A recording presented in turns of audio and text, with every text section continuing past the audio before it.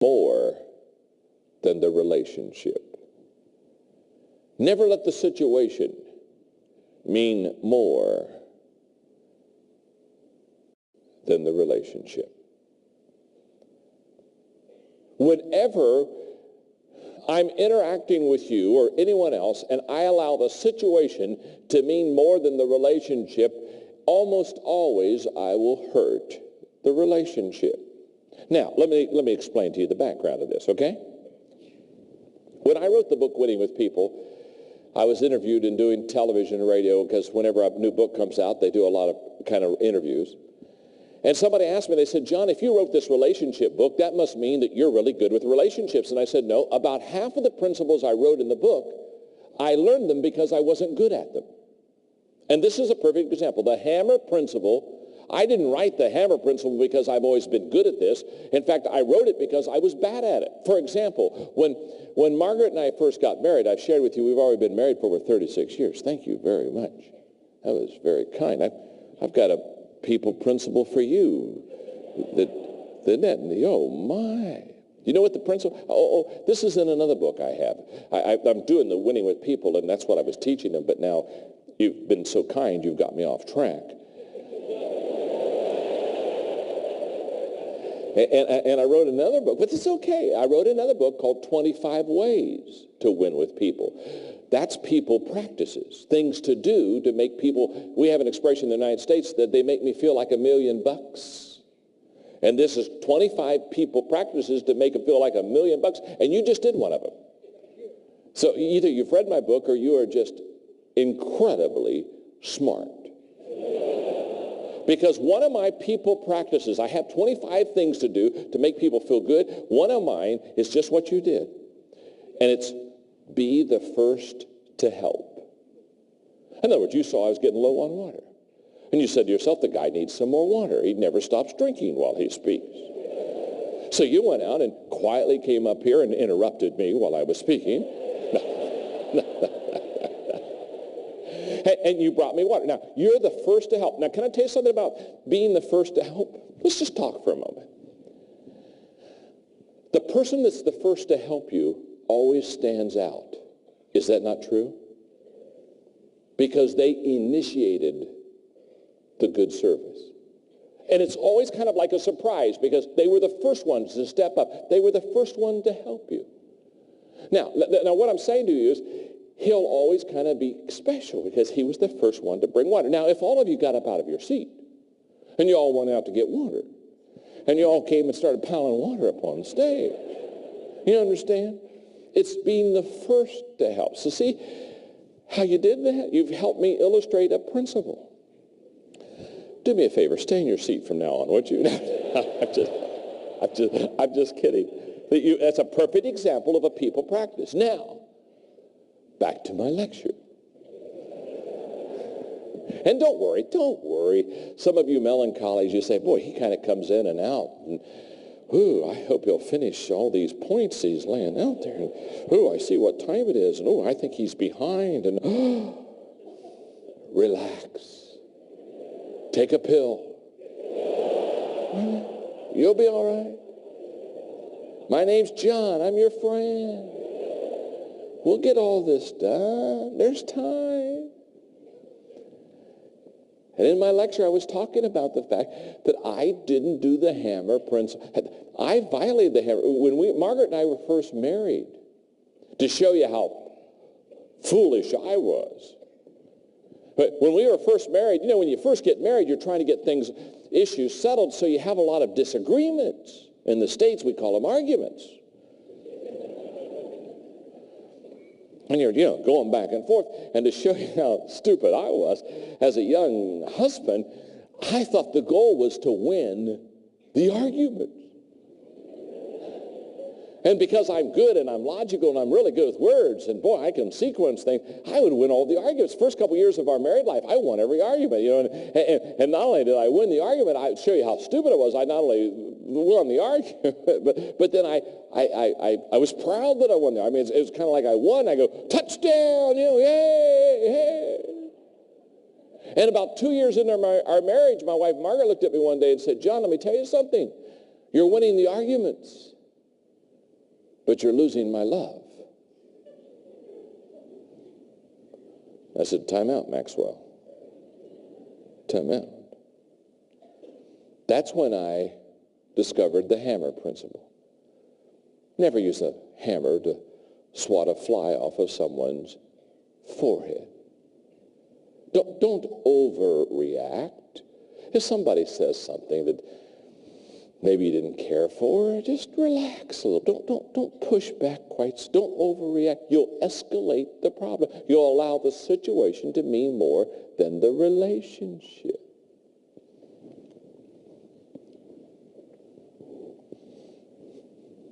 When Margaret and I had teenagers, when our two children were teenagers, we would have these times when as parents we'd have to have this parent-teenager meeting because teenagers just don't always do what you want them to do.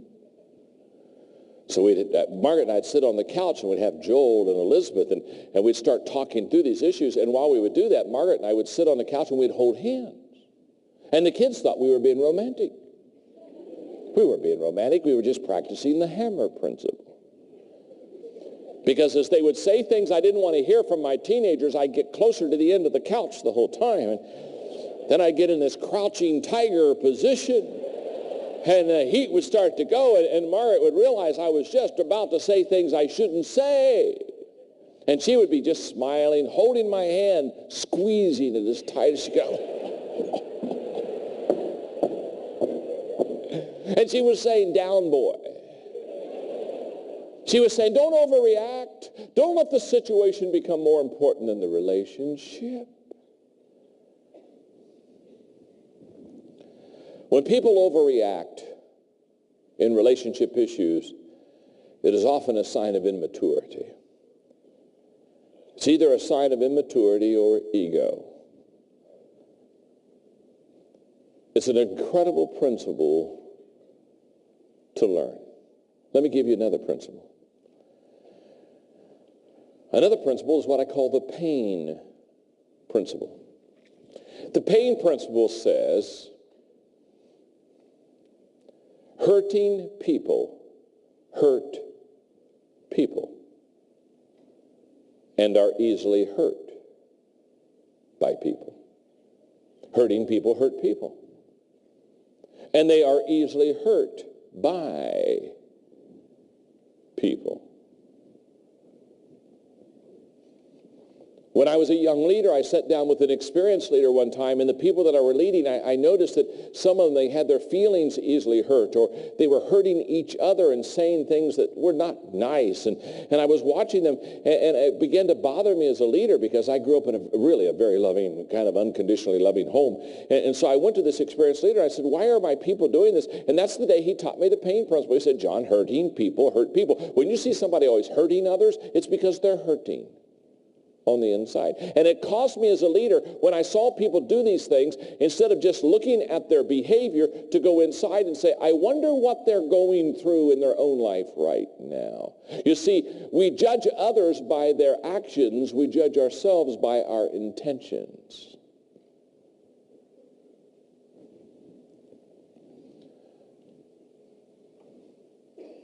If Roger came up to me and shook my hand, and let's say that Roger didn't realize that I had a splinter in my hand.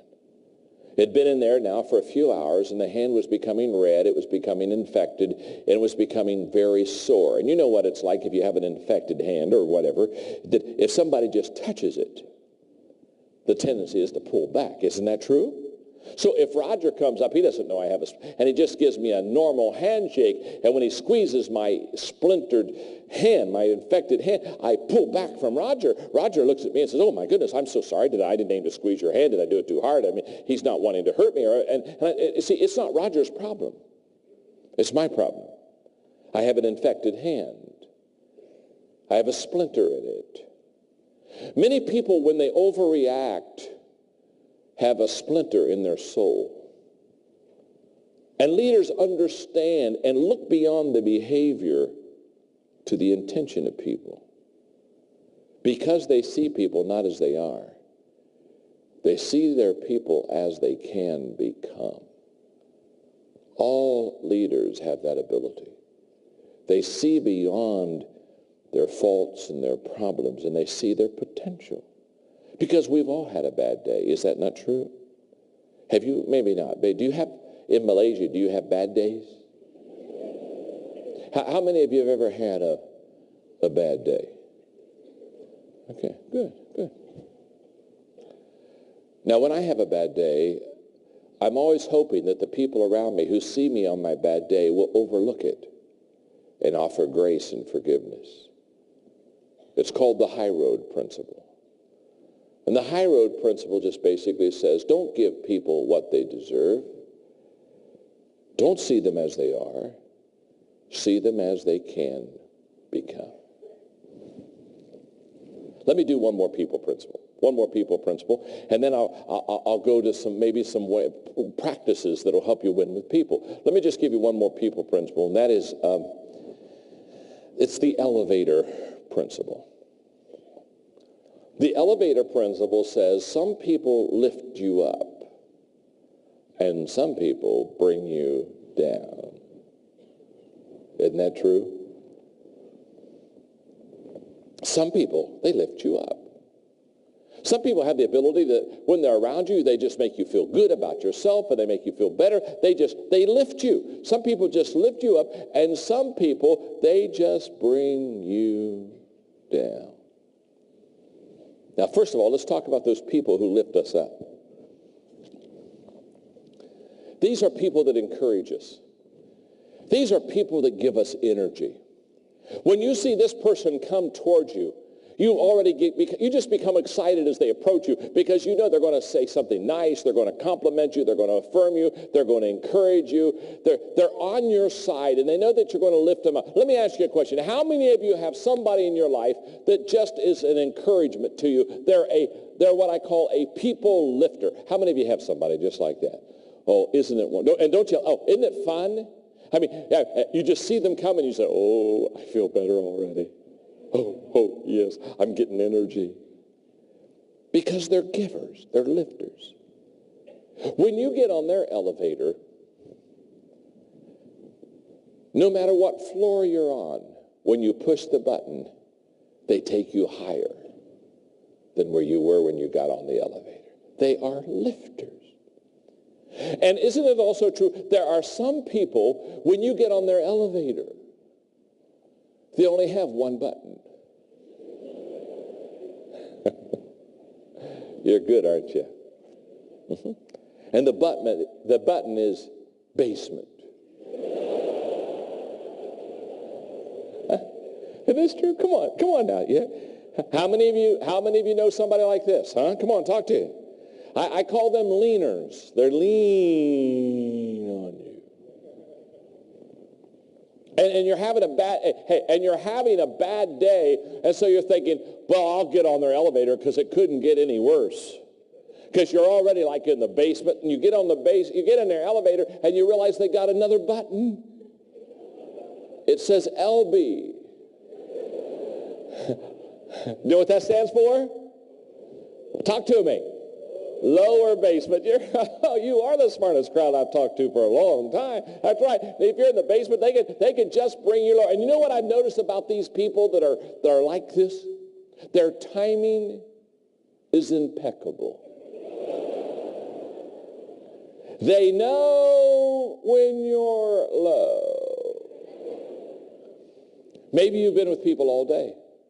You're so tired. You've seen people from morning. It's now 9:30 at night. And you love people, but you don't want to see people. You want to spend a little time alone, and you finally have left your last meeting, and you're in the parking lot, and you're going to your car. And your car is like an oasis. Because when you get to that car, you don't need to talk to anybody. You don't need to see anybody. For the next 30 minutes, you're not going to be around anybody. And the closer you get to your car, the better you feel, because you're going to get in that car and you're going to lock the doors and you're going to roll up the windows. And you're not going to have to say anything to anybody for the next half hour. And you just are about to open the car. Your hand is right here by the car handle. And you hear a voice right back there. And you know who it is. You don't need to turn around. It's one of those basement people. You don't even get in the car. You just lay your body across the car. Slay me, slay me, slay me.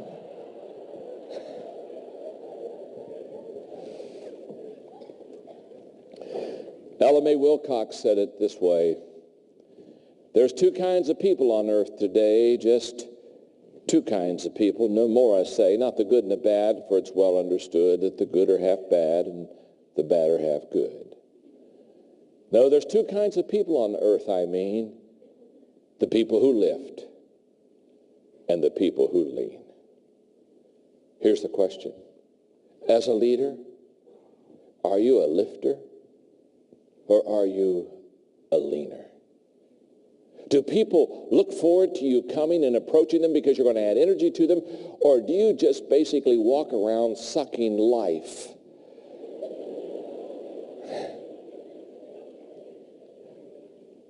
Right out of people's body. You know what I'm talking about. And it's so difficult. When I run around, when I see people that are not good with people, especially people that are supposed to be in the people business, and they're not any good with people, I want to have them come on. I want to say, come over here, come here, come here, come over here. Sit down beside me. My name's John, and I'm your friend. And I just want you to know, people don't like you. It is so difficult to build a people business if you don't like people. Winning with people.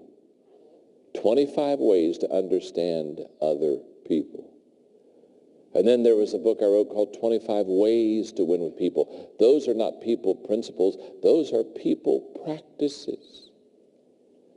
Let me give you two or three quickly. I already gave you one, didn't I? Be the first to help. Here we go. Let me give you another one, because this is huge. This will work, I guarantee you. If you really want to make people feel good about themselves, let them know that you need them. Let them know that you need them. There's something about letting a person know that you need them. Henry David Thoreau said a great statement. Henry David Thoreau said, the greatest compliment that was ever paid to me was when someone asked me what I thought and then attended my answer. Jim Collins is a friend of mine. He wrote Built to Last and then, of course, Good to Great. Tremendous books. He's a great author. Perhaps you've read some. Have you read some of his books? Jim Collins, Good to Great, huh? Built to Last, okay. In his Good to Great book, if you open it up, he's got a picture of his research team, because basically Jim writes books that help people because of the research that he does. And if you open this book, Good to Great, the first thing you do is you see his team, his research team. And we were having a 3-hour dinner about 6 months ago, and I said, Jim, I said, congratulations on the book. It's a great book. And I said, what I noticed was that you not only, when you open the book, first thing you have is a picture of your research team, and all of them there. But then on the next page, to make sure that we know how important they are, you thank them, and you have all their names so that we don't miss who helped you write this book. And I'll never forget his answer. He looked at me and he said, John, he said, that's the most important part of the book, because they're the people who really helped me write the book.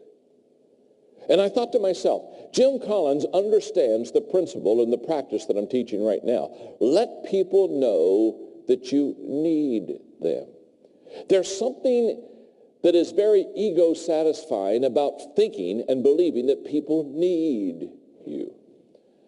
Let me give you a classic example. If I was not in this seminar today and I was just kind of checking all of downtown of KL out, and let's say that I wanted to go to a certain place and I was lost, do you know what I could do? I could stop and I could ask a stranger. I could say, could you help me? I'm lost.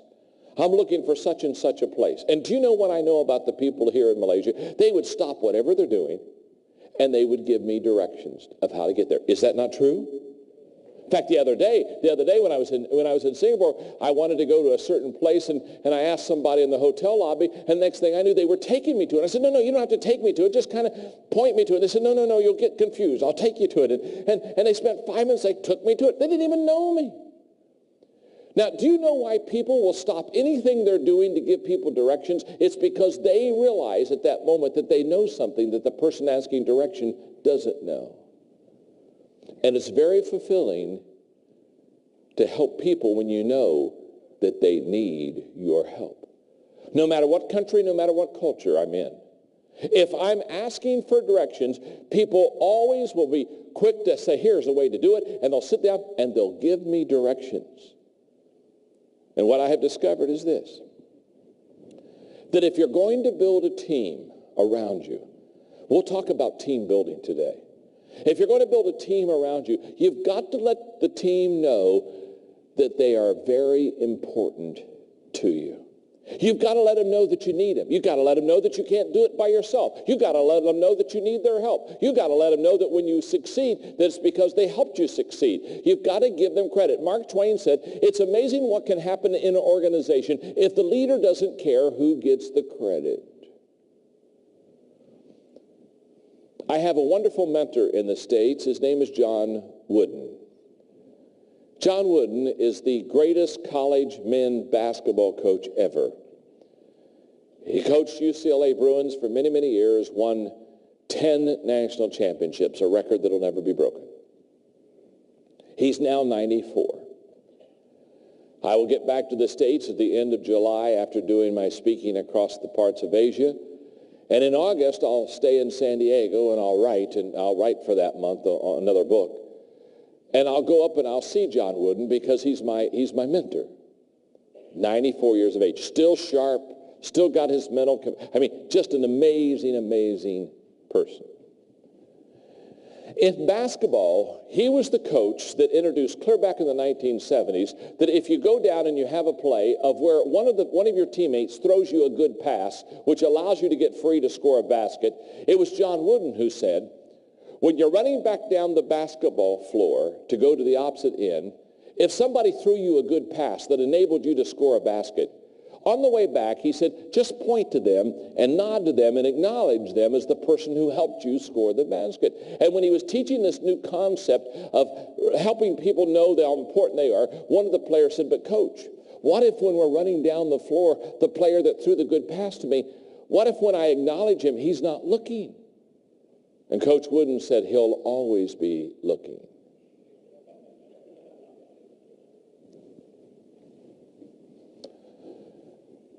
If you really want to make people important,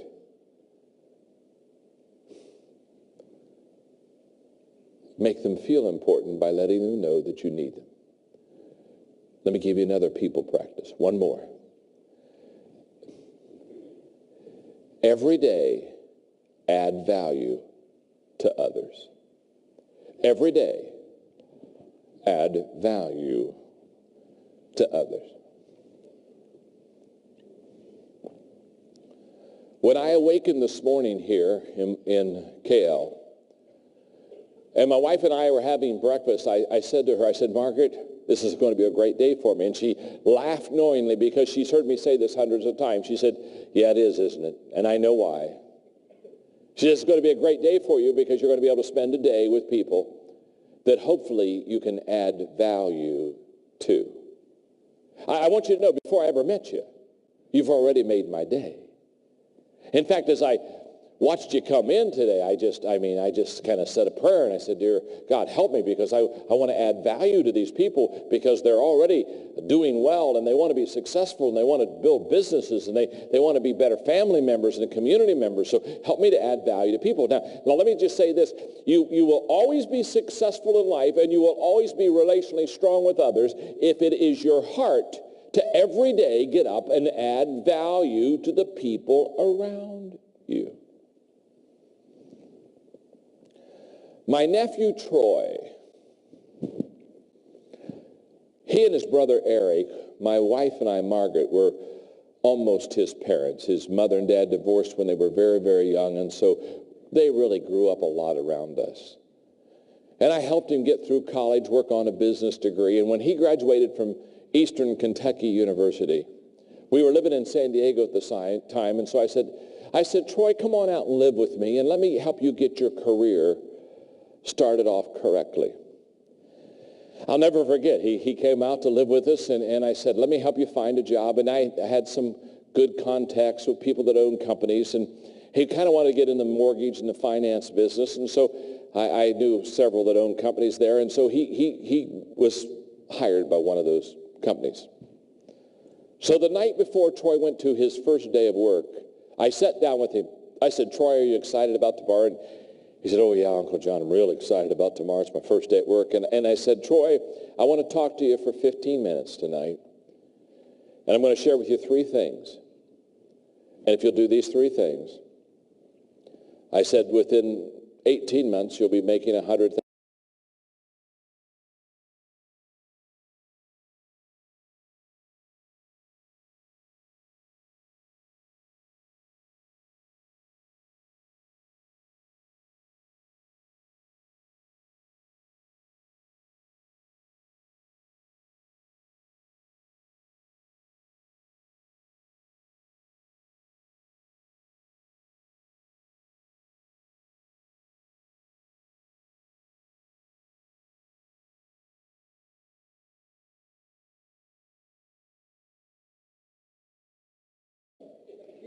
So either you've read my book or you are just incredibly smart. Because one of my people practices, I have 25 things to do to make people feel good. One of mine is just what you did. And it's be the first to help. In other words, you saw I was getting low on water. And you said to yourself, the guy needs some more water. He never stops drinking while he speaks. So you went out and quietly came up here and interrupted me while I was speaking. And you brought me water. Now, you're the first to help. Now, can I tell you something about being the first to help? Let's just talk for a moment.